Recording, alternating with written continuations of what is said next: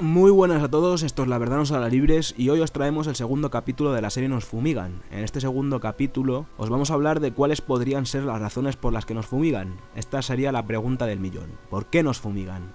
Hay cientos de teorías para todos los gustos: controlar el clima, mitigar o potenciar los efectos del cambio climático, planes de exterminio y control de la población, y el control de los recursos de la población, debilitamiento de nuestro sistema inmunológico, creación artificial de problemas respiratorios, cientos de enfermedades como la enfermedad de Morgellon, aumento del cáncer, expulsión de nanopartículas en el aire para aborregarnos, experimentación con virus o hongos que debilitan o controlan el ser humano. Incluso también existen teorías que dicen que nos fumigan para alterar nuestro ADN, como ya os contamos en el primer videoprograma.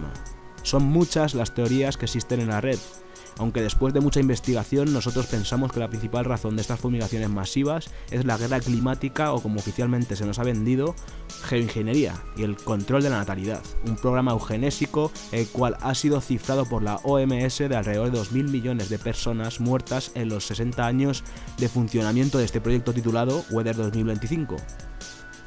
Os vamos a explicar todas las teorías lo mejor posible, pero para empezar a meternos en el tema del porqué de estas fumigaciones, hoy vamos a empezar con el tema innegable del por qué se hacen este tipo de fumigaciones: la geoingeniería. ¿Qué es la geoingeniería? La geoingeniería se define como la modificación artificial del clima del planeta mediante la dispersión de ciertos metales como el aluminio, el bario y el estroncio en la atmósfera mediante la patente Weissbach, entre otras 160 patentes diferentes que existen dentro del marco chemtrail, como ya os explicamos en el primer capítulo.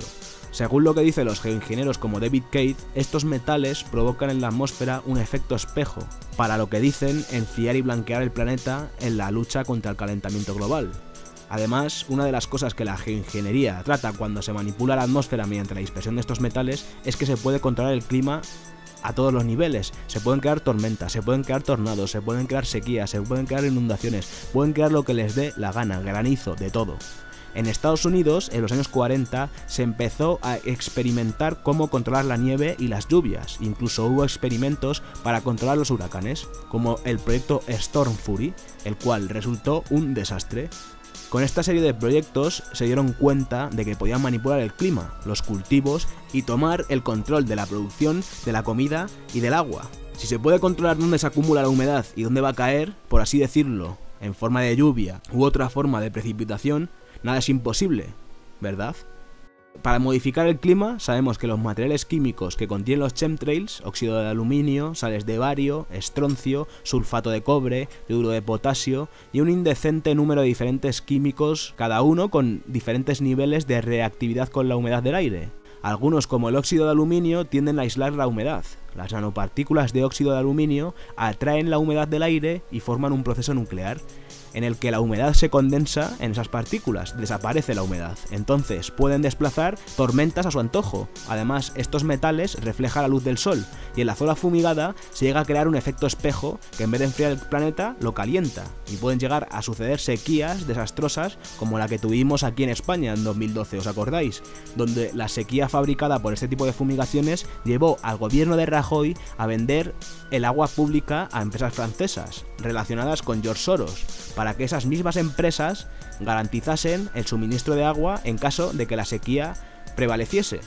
Si una zona específica del cielo recibe un tipo específico de radiación y se calientan esas partículas vibran y resuenan, y si se usa la frecuencia correcta, es decir, energía RF, entonces calientan el aire a su alrededor, tomarán en todo el aire y la humedad que contiene a una altura más alta, donde hace más frío, se condensará y se convertirá en un sistema de baja presión.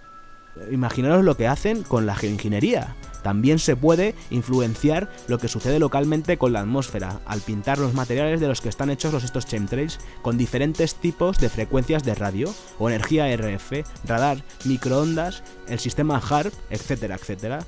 Antes de explicar brevemente lo que es el HAARP, debéis saber que para aumentar la efectividad y mejorar la función de este arma, se requiere de elementos químicos metálicos buenos conductores de la electricidad, tales como el estupendo aluminio que nos fumigan casi a diario. HAARP significa Programa de Investigación de Aurora Activa de Alta Frecuencia. Es un campo de antenas y frecuencias de radio con 22 metros de alto y tiene una junta a través de la parte superior de unos 18 metros en cada dirección. El más conocido es el de Alaska, el cual tiene hasta 180 antenas, aunque han dicho que lo han cerrado, pero vamos, nosotros no nos lo creemos. aunque también existen registros de más de 10 estaciones diferentes de este tipo repartidas en todas las partes del mundo, Rusia, China, Estados Unidos, etc. Lo que sucede es que al disparar cada antena se produce una energía de radiofrecuencia que normalmente sale de una antena y se expande rápidamente. Lo que hacen con el HARP es lograr concentrar esa energía de radiofrecuencia para que no se expanda, de modo que se puede mantener concentrada y se pueda manipular en formas muy específicas para controlar el clima, entre otras cosas. El control del clima es un tema muy amplio, hay muchas maneras de controlar el tiempo. HARP es una de ellas. ¿Se necesitan partículas dispersas en la atmósfera para hacer más efectiva el HARP? En realidad no. ¿Pero esta dispersión de metales haría más posible sus efectos o mejorarlos? Pues seguramente sí.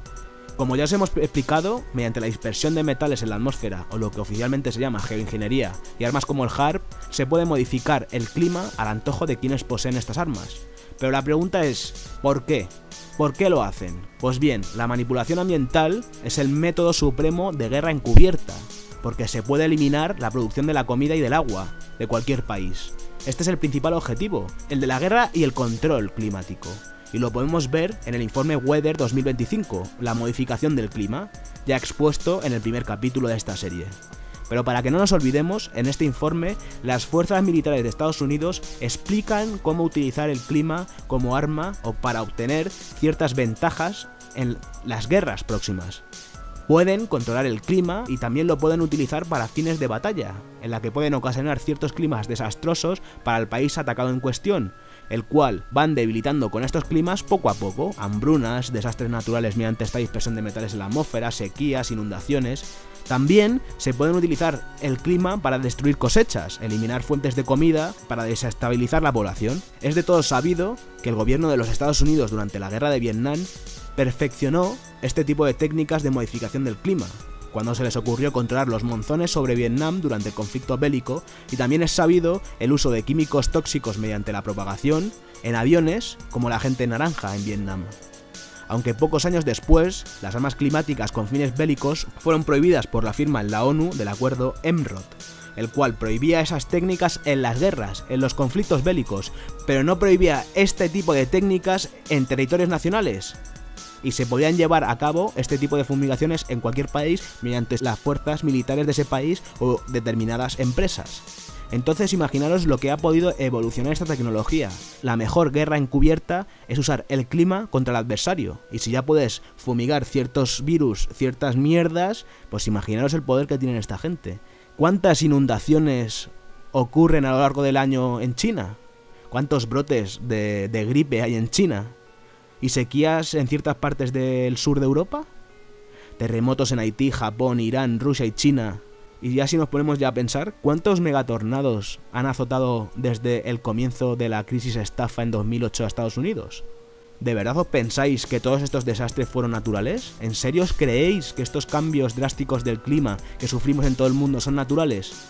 Mientras vemos día tras día, tras día, tras día, que lo están fumigando a saco. Nosotros te presentamos pruebas, cada uno es libre de pensar como quiera.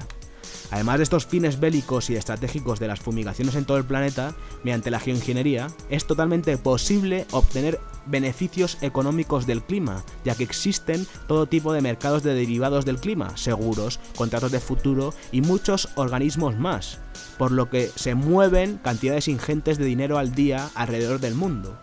¿Y qué tiene que ver esto con la geoingeniería o las fumigaciones masivas? ¿Qué consiguen con este tipo de mercado? Ni más ni menos que el control de la producción de la comida y sobre todo el control sobre los precios de la comida. Estas empresas ganan más dinero si la cosecha fracasa, debido a los seguros. Se crean pólizas de seguro que valen más que las cosechas. ¿Y qué pasa si puedes controlar el clima? Muy fácil, se puede controlar el crecimiento de estos productos. Además, si tienes, digamos, información privilegiada y sabes que esos productos son de determinada forma o al crecer le echaron un cierto tipo de sustancia, el potencial de ganancias es ilimitado si controlas el clima.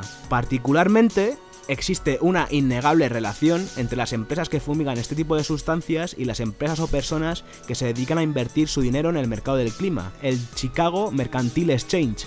Este escenario podría involucrar la destrucción de la agricultura regional a gran escala, cuyos efectos podrían durar muchos años.